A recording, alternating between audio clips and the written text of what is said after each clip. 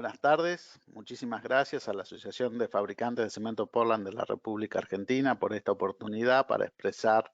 algunas ideas acerca del desarrollo del mundo que viene en el mundo de la construcción y fundamentalmente en el de los materiales cementantes. Muchas gracias al presentador por sus palabras y bueno, voy a hablar de ¿qué tiene que ver el cemento con el desarrollo sostenible y estos objetivos que se ha planteado la humanidad para el 2030, que tiene distintos puntos y que nosotros trataremos de ir dando una conexión con la responsabilidad que cada uno de nosotros, ya sea desde el ámbito gubernamental, empresarial, académico o desde la ciudadanía, tenemos para poder cumplir con estos objetivos que se ha fijado las Naciones Unidas para el año 2030. Generalmente, en el entorno construido está muy relacionado estos contenidos con el objetivo de número 6, 9, 11 y dos más que estarán en la siguiente slide, que corresponden fundamentalmente a la provisión de agua potable y saneamiento para toda la población, especialmente aquellos sectores más vulnerables, como así también la mejor calidad de agua, reduciendo la contaminación, en la cual también la industria de la construcción tiene parte que hacer, como así también en el reciclado y su reutilización. Otro punto tiene que habla sobre generar una industria de innovación e infraestructura, fundamentalmente para el desarrollo de infraestructuras fiables, sostenibles y resilientes y de calidad, en la cual, bueno, la construcción sí tiene mucho que ver,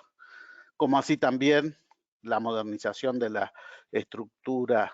la infraestructura y las industrias para que sean sostenibles, como así también uno de los puntos esenciales que es el aumento de la vinculación de la investigación científica al campo al cual pertenezco y la mejora de la capacidad tecnológica de tanto los sectores industriales como en nuestro caso el sector de la construcción. Pero hay un punto que es muy relevante que tiene que ver con construir ciudades y comunidades sostenibles, para lo cual se debe asegurar el acceso a la vivienda, al sistema de transportes, fundamentalmente aumentar la resiliencia de las ciudades por reducción del número de muertes y pérdidas económicas causadas por los desastres, especialmente los desastres naturales, reducir el impacto negativo de las ciudades debido a su consumo y también construir edificios sostenibles y resilientes, algo que está más en la boca de todo el mundo. Pero también hay que generar un uso responsable de los recursos naturales, que es el punto 12, cómo reducir la generación de desechos mediante distintas actividades de prevención y fundamentalmente en la construcción, que tiene una gran cantidad de desechos propios de la etapa constructiva como en la demolición. Y también es necesario que esas prácticas sostenibles se incorporen dentro de los informes de cada una de las comunidades industriales, como las comunidades también del servicio público. Y entonces, esto nos permita tener una mejor decisión a la hora de elegir distintos materiales o distintos formatos de la construcción. Y fundamentalmente el tema central que generalmente nos está convocando en estos días, que es la acción por el clima, que es fortalecer fundamentalmente la resiliencia y la capacidad de adaptación a los riesgos que van a causar este cambio de clima, como también incorporar medidas relativas al cambio climático en todos los que hace a los distintos planes. Bueno, y esto tiene mucho que ver con distintas decisiones y preguntas que nos vamos a hacer. Si es posible alcanzar estos objetivos de desarrollo sustentable sin usar hormigón o materiales de base cementicias. También sabemos que estos materiales han sido usados durante mucho tiempo y que tienen que hacer contribuciones para mejorar la industria de la construcción y también de los materiales, y también tenemos que hacer otro tipo de contribuciones que debemos relativas a los códigos y reglamentos de edificación. Y para resolver estos integrantes vamos a ir viendo qué tiene que ver la población con las ciudades y el cemento. Bueno, la población mundial ha crecido desde 1950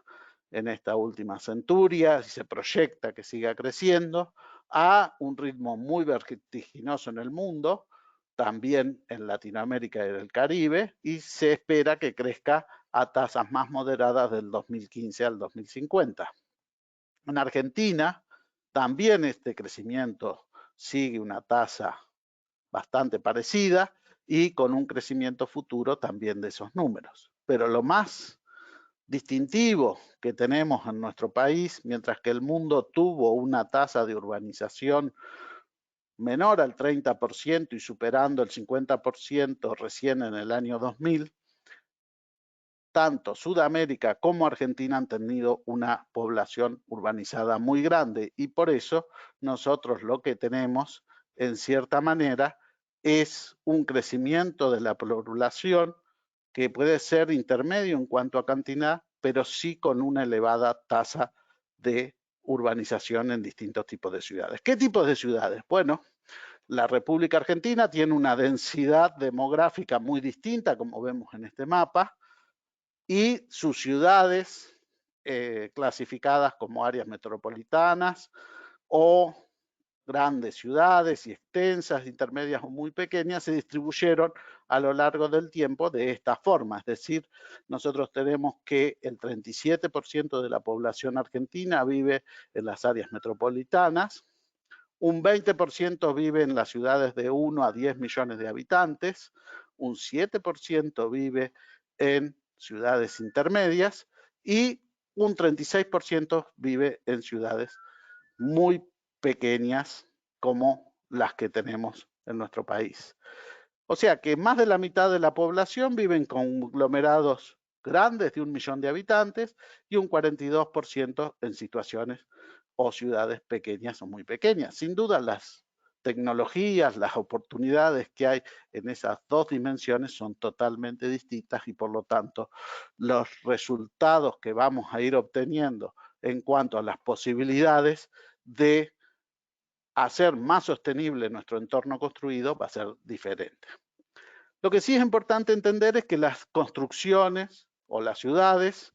deja una huella bastante importante en la construcción, como podemos ver acá el tema de la energía, prácticamente entre lo no residencial y residencial, es decir, el ambiente construido, más la industria de la construcción, lleva un 36% del uso de la energía, mientras que el transporte es otro de los grandes jugadores en el uso de energía y las demás industrias. Y en cuanto a las emisiones de gases de efecto invernadero, el entorno construido también tiene una gran proporción que es cercana al 39% de esos gases, por lo menos en el informe del 2018. Sí tenemos que entender que el otro tema que tienen las ciudades también es que el flujo de los materiales de construcción es muy grande, es decir, los materiales, como hoy se entiende una ciudad en su biosistema de consume alimentos, agua, materiales de construcción, otros materiales, energía, capital, información, y todo eso,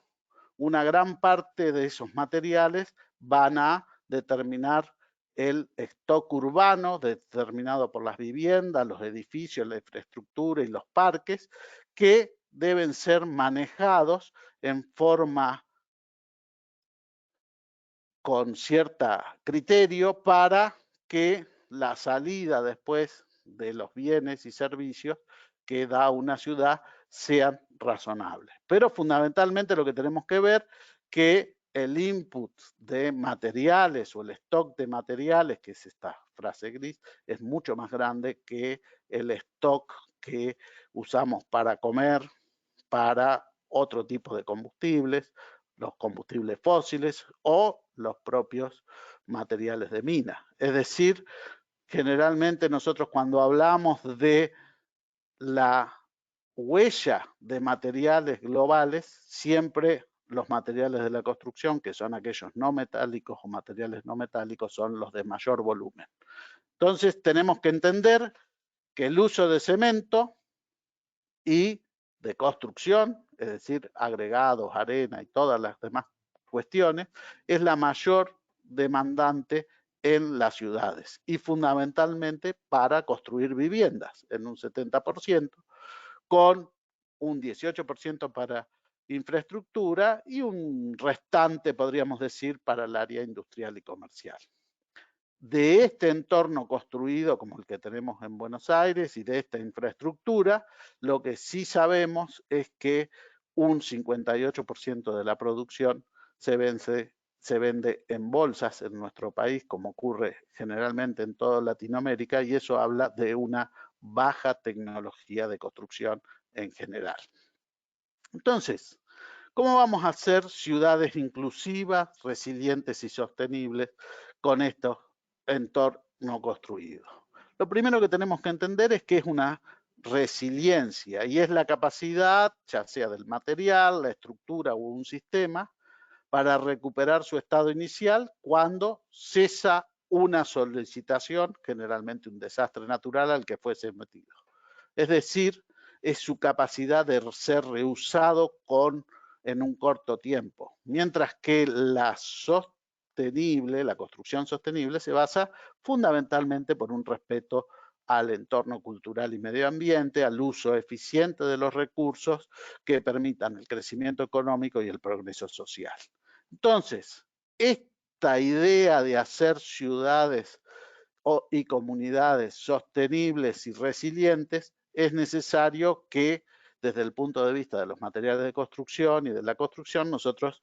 hagamos un uso eficiente de los recursos naturales, contribuyamos a la mitigación y adaptación del cambio climático y fundamentalmente construyamos de forma resiliente a los desastres. Para lo cual las ciudades requieren de un ordenamiento territorial, que es fundamental para el desarrollo, ya sea de bajas emisiones, de baja energía y fundamentalmente para construir resiliencia. ¿Cómo? Generalmente porque nosotros necesitamos que esa planificación permita incluir estructuras que sean robustas y larga vida útil. Porque si nosotros prolongamos la vida útil de nuestras estructuras, sin duda vamos a mejorar notablemente la sostenibilidad de esas ciudades. En general, lo que se propone en el nivel internacional es que las ciudades sean compactas, que puedan regular y controlar la expansión urbana, es decir, que haya una densificación racional del uso del espacio urbano para reducir los costos de infraestructura y fundamentalmente la demanda de transporte. Pero también se debe limitar la huella de carbono de las áreas urbanas como uno de los puntos centrales para ser efectivamente una contribución al cambio climático en general, ya sea usando menos energía en la habitación, menos energía, menos residuos, menos materiales, recursos naturales para estas ciudades. Y entonces, la pregunta es, ¿qué es una ciudad o comunidad sostenible para el 2030? Fundamentalmente aquella que tenga viviendas y servicios básicos adecuados, seguros y asequibles para toda la población, un sistema de transporte también con esas condiciones, que sea una urbanización inclusiva, que proteja no solo la vida y la economía que provocan los desastres, sino también que proteja el patrimonio cultural y natural de la ciudad o del entorno, que reduzca el impacto negativo, por lo menos en su medida per cápita de las ciudades. Fundamentalmente acá, atención a la calidad de aire y a la gestión de los desechos municipales. También se debe proporcionar acceso a zonas verdes y espacios públicos, la planificación integrada que permita no solo mitigar, sino también adaptarse al cambio climático y generar resiliencia frente a los desastres naturales. Para lo cual, todo esto tiene que hacerse construyendo edificios sostenibles y resilientes y fundamentalmente utilizando los materiales locales, es decir, los que estén a mano, ya que ese gran volumen que involucra la construcción implica que el transporte sea una de las desventajas más grandes en el desarrollo sostenible de las ciudades. Entonces, ¿qué es lo que va a provocar el cambio climático que se está hablando y que algunas consecuencias estamos viendo en estos días? En Argentina, fundamentalmente, va a haber un incremento de riesgo de las precipitaciones extremas, con lo cual puede haber más frecuencia de inundaciones, puede haber mayor calor por el aumento de la temperatura, puede haber vientos más extremos o fenómenos extremos meteorológicos, no tanto como en el Caribe, pero sí fuertes vientos. Podemos vernos afectados por los regímenes de precipitaciones, como puede ser el Niño y la Niña. Uno causa inundaciones, el otro causa sequías. Y a las sequías generalmente también se necesita infraestructura para atenderlas, como así también podemos tener un ascenso en el nivel del mar que solo produciría algunos daños en la zona costera del Río de la Plata y de algunas pequeñas ciudades o grandes ciudades como Bahía en la costa general. En realidad no afecta demasiado. Entonces, para saber eso tenemos que mirar el pasado y vemos que esta es la situación de Sudamérica con distintos tipos de eventos geofísicos, fundamentalmente sismos, hidrológicos, inundaciones, meteorológicos, generalmente ciclones o huracanes en el Caribe y sequías como aquellos climatológicos. Estas son la cantidad de eventos. Fíjense la cantidad de eventos que tenemos de características hidrológicos, es decir, de inundaciones. Desde ya que las muertes son producidas muchas más por los terremotos, fundamentalmente por la falta de condiciones de seguridad en las construcciones, y las pérdidas económicas generalmente también por los hidrológicos y las sequías, fundamentalmente porque cambian la ecuación de lo producido en nuestras regiones.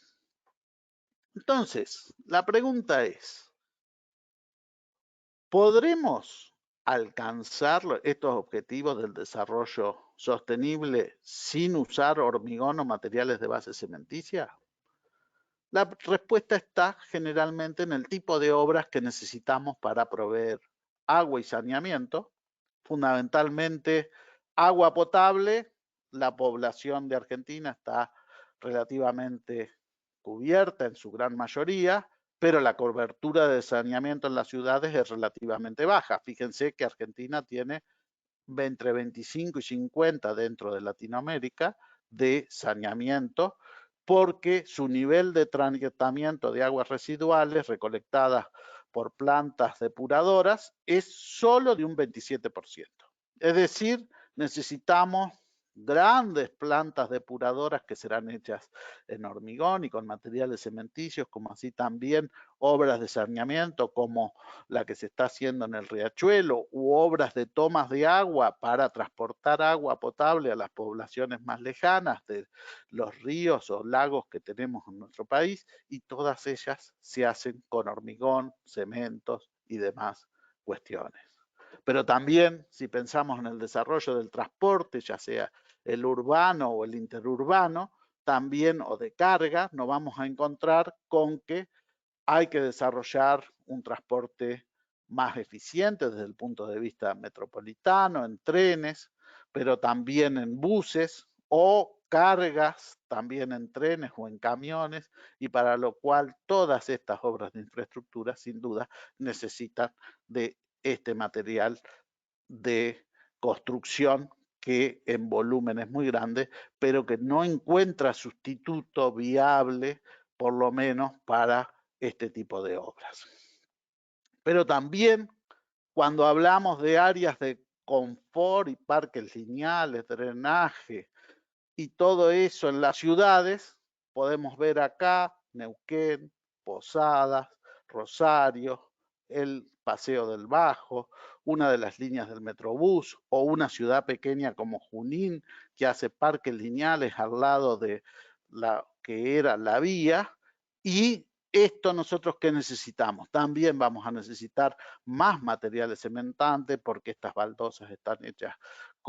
de base cementicia, el pavimento es hormigón, muchas de las construcciones usan mortero, y todo esto que también se necesita para que el área de drenaje esté muy clara y no haya construcciones y sea también una zona de esparcimiento, también necesita de estos materiales.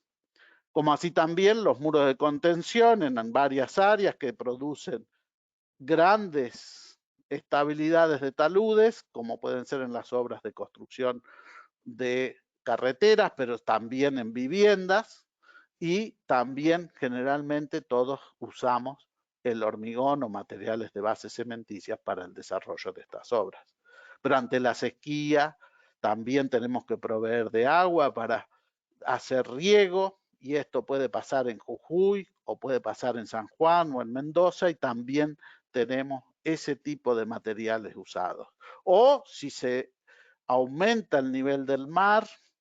tenemos que hacer protecciones de costa, también se hacen en hormigón, y si también queremos proteger las costas en las ciudades de los ríos, también se hacen con materiales de base cementicia. Es decir,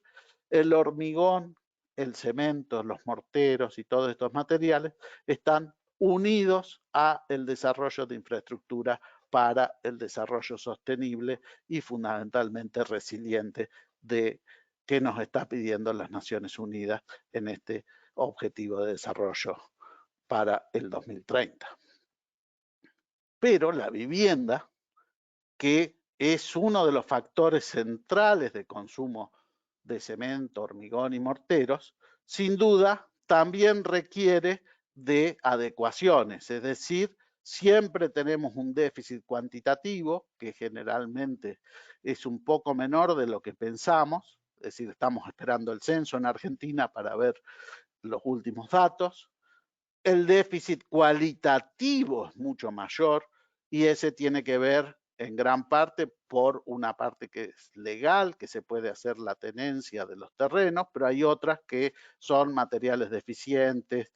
pisos de tierra, paredes deficientes, techos deficientes, o fundamentalmente carentes de infraestructura, para lo cual en todos los casos vamos a hacer algún retrofit de estas construcciones o nuevas construcciones para poder dar las condiciones necesarias de ese objetivo de desarrollo sustentable del 2030.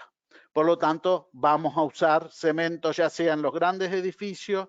como en los barrios habitacionales, como también en las distintas casas que, por más sencillas que sean, van a necesitar su adecuación y su mejora para tener estas viviendas dignas que requiere este desarrollo sustentable. Entonces, el cemento, el hormigón y los materiales de construcción de base cementicia son parte de estos objetivos de la humanidad. Pero entonces la pregunta es, ¿qué debemos hacer para contribuir desde la industria de la construcción y desde los materiales de construcción, para que estos objetivos se concatenen en todos sus objetivos? Es decir, no solo en la de parte de ciudades, agua potable y demás, sino también en los otros que corresponden a una industria que tenga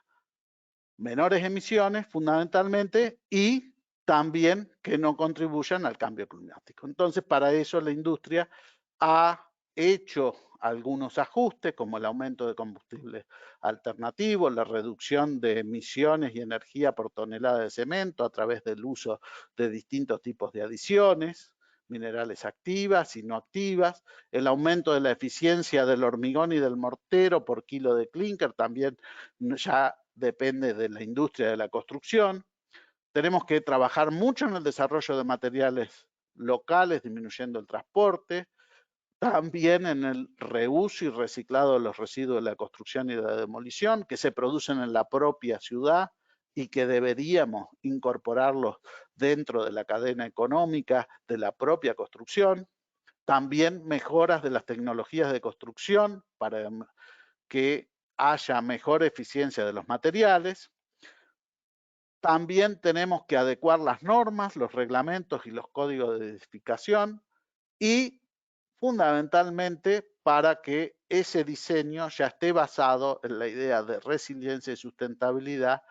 con lo cual daremos seguridades a la población, pero también tenemos que dar una mayor durabilidad a la edificación porque cuando más tiempo sea su tasa de uso o su vida en servicio, sin duda menor será el daño que hagamos a los recursos naturales de nuestro país para llevar adelante eso, como también a la contribución económica. Entonces, nos podemos plantear una idea que es, bueno, ¿cómo hacemos resiliencia a las inundaciones, ya que es el factor tan importante en nuestro país? En Argentina, como ser, es el peligro más frecuente. 14,2 millones de argentinos viven en áreas susceptibles de inundaciones. El cambio climático, sin duda, podrá exponer más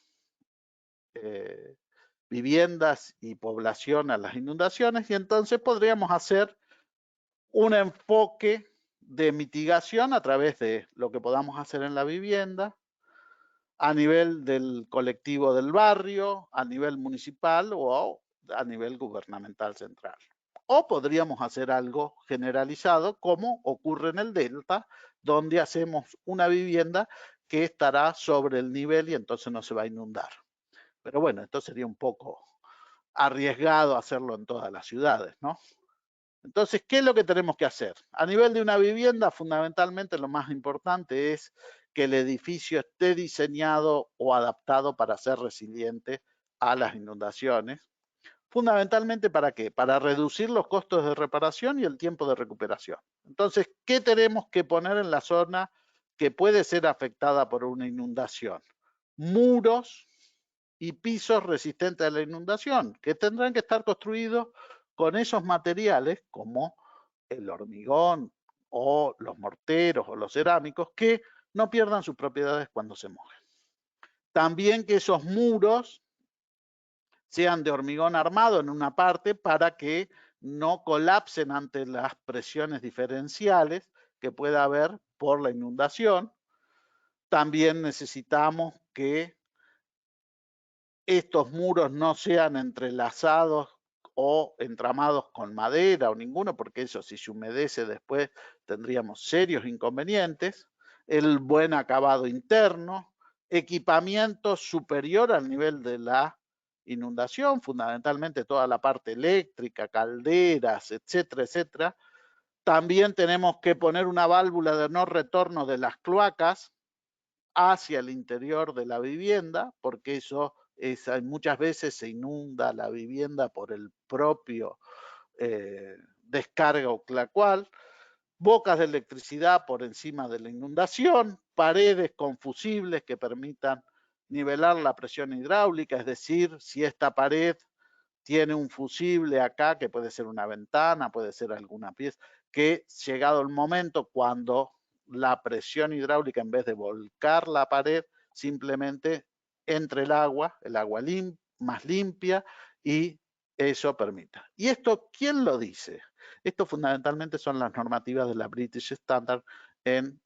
el Reino Unido para resiliencia en inundaciones, muy parecidas a las que tiene Estados Unidos a través del Cuerpo de Ingenieros Civiles. Pero también el vecindario debe contribuir. ¿Cómo contribuye el vecindario? Fundamentalmente con terrenos absorbentes. Esto es todo diseño de EPA de los Estados Unidos, es decir, calles, lugares sumideros de agua, pequeños lugares donde se infiltre el agua de tal manera de no contribuir con agua que aporte a la inundación toda la que llueve. También puertas, bolsones, este tipo de fusibles que hablábamos recién. Todo esto, es decir, hay una comunidad del vecindario que ayuda a ser más resiliente frente a la inundación. A nivel municipal también hay que pensar otro tipo de pavimento a los que tenemos. En vez de tener pavimentos y veredas como hoy totalmente impermeables, vamos a tener que pensar en pavimentos y veredas drenantes a través de distintos sistemas. Pueden ser estos sistemas de drenes hechos con piedra y vereda arriba, u otro tipo donde tenemos acá distintos mampuestos de hormigón o adoquines de hormigón que la infiltración ocurre por las rendijas. O también este tipo de lugares de aparcamiento, de estacionamiento, que son también hechos ya drenantes totalmente, es decir, la cinta asfáltica o el pavimento por donde circulan y el estacionamiento en paneles drenantes o este tipo de terrenos de recuperación de agua como son lo que se llama green, infraestructura verde en las ciudades. Habrá otras obras que sin duda ya serán gubernamentales centrales, como obras de alivio, como tenemos acá, el conducto del Arroyo Vega, o este pequeño dique que se hizo en la ciudad de Tandil, donde la única función que tiene es regular la cantidad de agua que va a salir aguas abajo para poder dar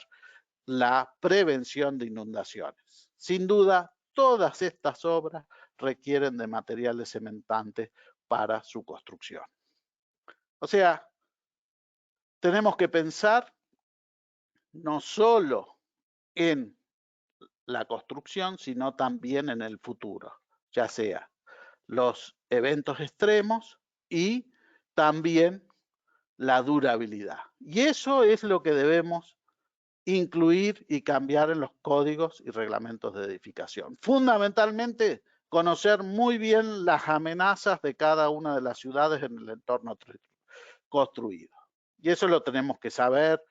a través de las inundaciones, como hace el ACE, la British Standard o la EPA. Este es el mapa de Argentina, donde más riesgos de inundaciones hay. Tornados y huracanes, también la zona del corredor de huracanes que tenemos en nuestro, de tornados que tenemos en nuestro país, bastante importante. Lo de sismos, nadie lo discute, ya está totalmente asumido que en la zona sísmica no se puede construir de otra manera que no sea resiliente al sismo. O de incendios, como vemos acá, las probabilidades de incendio en distintos lugares para que esa construcción pueda ser resiliente por lo menos por un tiempo al incendio y de tal manera no perder su habitabilidad o su poderío económico. También las condiciones bioclimáticas, porque eso nos va a dar todo el consumo de energético, sobre todo para la envoltura de la construcción, menor uso de energía de iluminación y fundamentalmente calidad del aire interior, que eso va a redundar en mucha salud para nuestra población. También tiene que tener la idea de durabilidad, es decir, cuáles son los materiales que se deterioran menos en el tiempo y establecer una valoración de esa vida útil, los diseños apropiados también y fundamentalmente incorporar materiales locales y tecnologías de construcción. Es decir, no podemos traer materiales de muy lejos porque eso lamentablemente en la huella de carbono del transporte es un número muy importante. Entonces, podemos ver qué han hecho los americanos, ¿no? A través de los códigos resilientes del International Code of Construction. ¿no? Como ser un mapa de riesgo de qué, de inundaciones, entonces determinar el nivel de inundación de la casa o de la vivienda. ¿Qué podrá haber ahí? Solo cuestiones de bajo costo, hacerlo de materiales resistentes a las inundaciones, con un diseño de fundaciones también resistente a las inundaciones y en caso de elevados tornados también alguna resiliencia de una casa o una habitación segura para sobrellevar el tornado. Entonces, tenemos que pensar en ese entorno construido de autoconstrucción hasta la obra que se hace con más tecnología y tenemos que tener esa conciencia, ya sea de la comunidad, del gobierno, de los empresarios, en que es una necesidad hoy construir con resiliencia y sostenibilidad. Para lo cual debemos tener planificaciones en ese sentido. Debemos capacitar también a los constructores y a los autoconstructores, desarrollar los códigos que nos permitan adaptar las tecnologías existentes, dar soluciones regionales para la vivienda e infraestructura. Es decir, es distinta las amenazas de las viviendas en distintas ciudades de nuestro país. Es distinto los materiales que conseguimos en las distintas localidades de nuestro país. Para lo cual vamos a tener que desarrollar certificados de calidad y aptitud de los materiales locales para esas viviendas, como así también la infraestructura para garantizar la operatividad de las viviendas. Entonces, este seminario forma parte de buscar esas oportunidades. ¿Cuáles las oportunidades? La interacción de los sectores de la comunidad, ya sea el sector público, las empresas, la educación, los sindicatos, todos en una alianza para el progreso y la sostenibilidad de la construcción. Para lo cual tenemos que pensar en diseños de viviendas y edificios con estos criterios, como también en planta flexible para el autoconstructor, el desarrollo de materiales locales, el desarrollo de ciertos productos industrializados o semi-industrializados para mejorar la calidad y fundamentalmente disminuir el consumo de materiales, la reutilización de todos los residuos de la demolición y la construcción en las distintas ciudades, capacitación, adecuación y mantenimiento de las nuevas infraestructuras de las ciudades.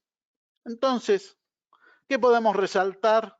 de todas estas pequeñas ideas que fuimos concatenando para el futuro de nuestro entorno construido y también de nuestra industria, también de nuestras ciudades y también de nuestra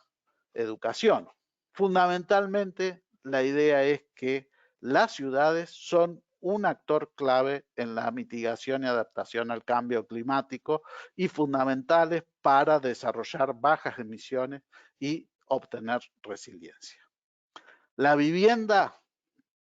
es muy importante, como así también la infraestructura que las comunica, ya sea por vías de comunicación, agua potable, saneamiento, desagües, etcétera, o los espacios comunes de esa ciudad. Y en todos los casos nosotros necesitamos tener proyectos y materiales apropiados para lograr que esas estructuras sean sustentables, sean resilientes y sean durables, que es una de las condiciones básicas para el desarrollo de buenas construcciones y fundamentalmente para que otras generaciones puedan usufructuar de lo que hemos hecho. Hoy hay muchas iniciativas con gobiernos municipales en abordar las necesidades de crear resiliencia urbana, de reducir los riesgos a los desastres naturales. Fundamentalmente se puede contribuir con la realización de manuales, recopilaciones, códigos de diseño, materiales y técnicas, de tal manera que tanto la industria del cemento como el hormigón son un factor clave para contribuir a este objetivo del desarrollo sostenible para el 2030, en el cual creemos que todos debemos contribuir para una mejor calidad de vida de todo nuestro pueblo, de todas nuestras ciudades y fundamentalmente de todos nuestros jóvenes y niños. Muchas gracias por su atención.